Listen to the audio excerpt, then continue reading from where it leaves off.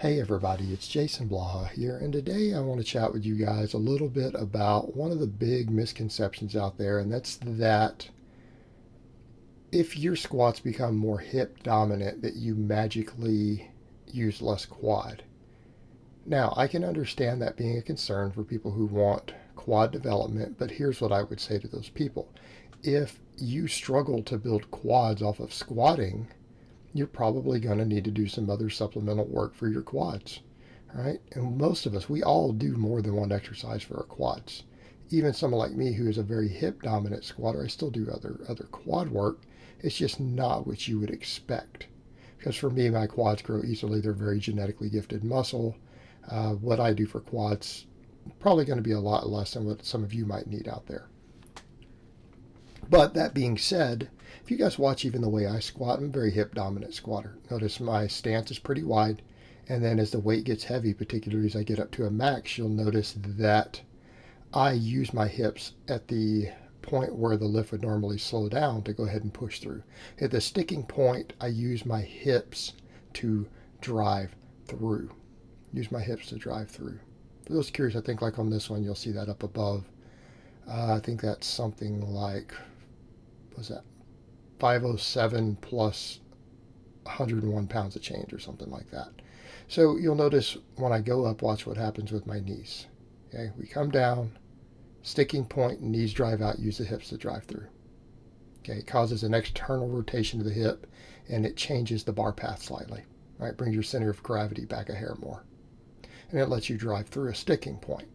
But what people need to remember, a hip dominant squat, which is again oftentimes a slightly wider stance, doesn't mean less quad. And it's a misconception, and it's one that I addressed a while back, and I more or less said, well, he might be right with like Jeff Cavalier, Athlete X, saying that, well, even on these box squats, a wider stance takes the quad out. Well, I kind of said that in agreement, but realistically the data suggests otherwise, and I had dug deeper into that myself, and sure enough, I found data on it. And if you guys check something like Greg Nuckolls' Science of Strength, or whatever his blog is called, he pulled some data on that, and what they had found is that wider stance squatting does not work the quads less. It brings other muscles into play. Okay, it brings other muscles into play. Now, here's our problem with that mentality. Yes, there are smaller exercises where this is the case. Perfect example, something like lateral raises. It's very easy to cheat on a lateral raise or get your trap involved in such a way that it does de-emphasize the side head. But it's because it's very difficult for a lot of people to use the side head.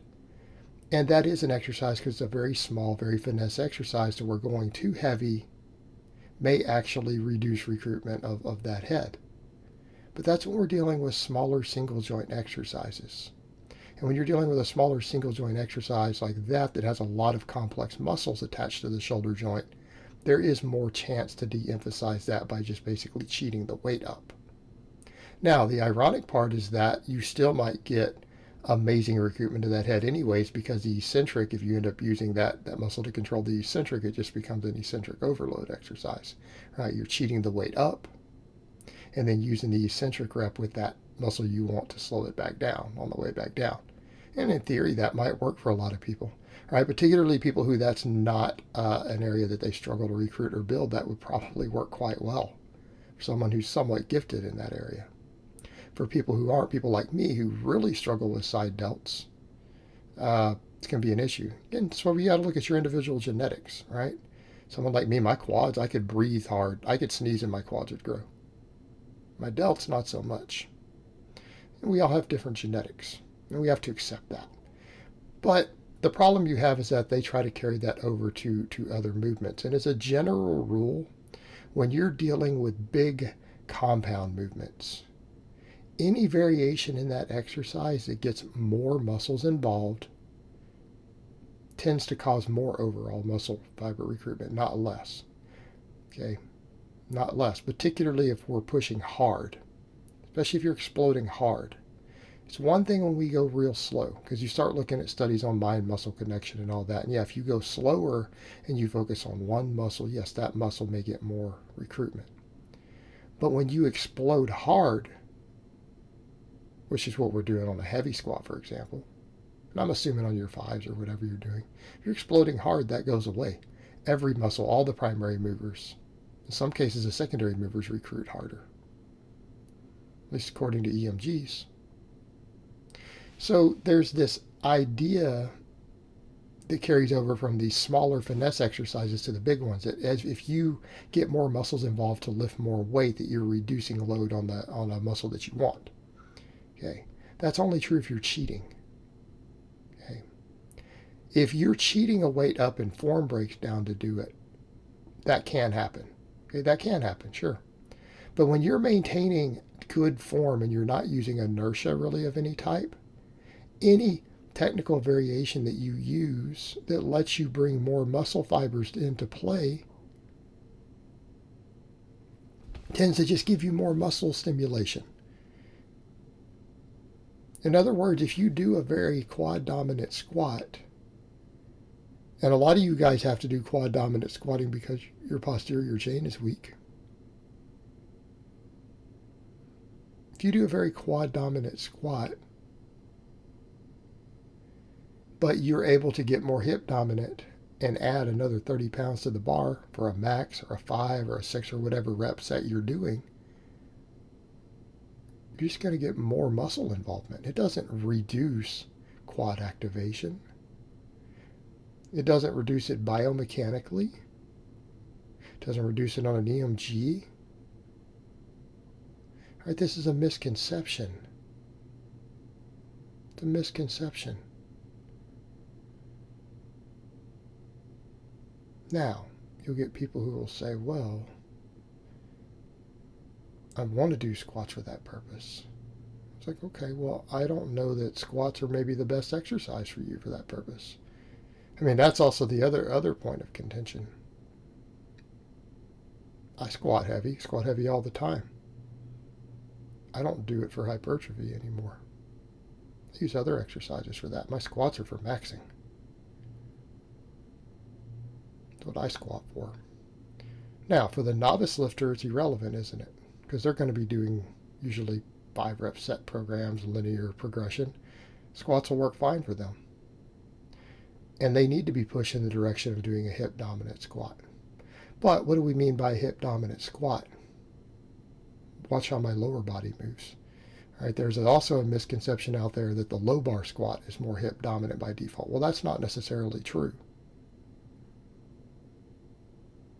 Right? Just because you go lower bar doesn't impact the way that you need to stand. There's this, again, a misconception you see perpetrated by some people who don't understand the squat, that automatically your foot placement should be different depending upon where you place the bar on your back. You see a flaw in that logic? That's not based on reality. It's just that you see a history of people who might use narrower stance and choose to go high bar because they can't go low bar with a narrow stance. Okay? They can't go low bar with a narrow stance. If they go low bar, they're forced to bring the stance out because their stomach hits their quads. That's by necessity. It's not because it automatically works that way. But you'll also see people who say, well, I can't go a wider stance with a high bar. Why not? I do it. I squat well past 500. There's a dude in my 40s. I don't have any problems with it at all. Why can't you? Tell me you can't do that. Or, oh, I squat more low bar. Really? Well, maybe you don't know how to squat.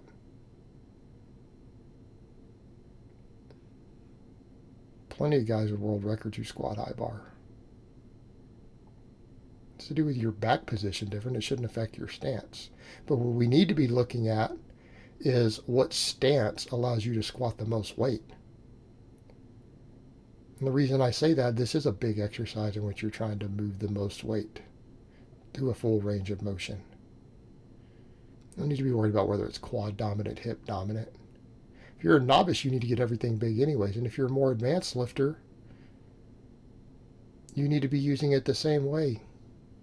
And if something is lagging, and something will be lagging, something is always lagging, you come behind it and you do supplemental work for it.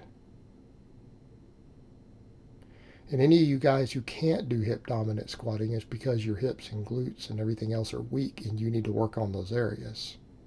But you're not going to magically get more quad development because you make your squat less hip dominant. Okay, that's nonsense. Not based on biomechanics, not based on anybody's results. It's just not based on reality. You need to be a hip dominant squatter. It's a better way to squat. And like I said, it would be different if you actually got more quad involvement from the other, but you don't. Same with front squats. That's a whole other topic. Guys think the front squat works more quad. No, it doesn't. It can't. Unless you can magically lift more weight with a front squat, you're not getting more quad involvement. Biomechanically impossible. All right, guys, well, that's really all I have to say on that today. I hope it's been informative, and I will talk to you guys next time.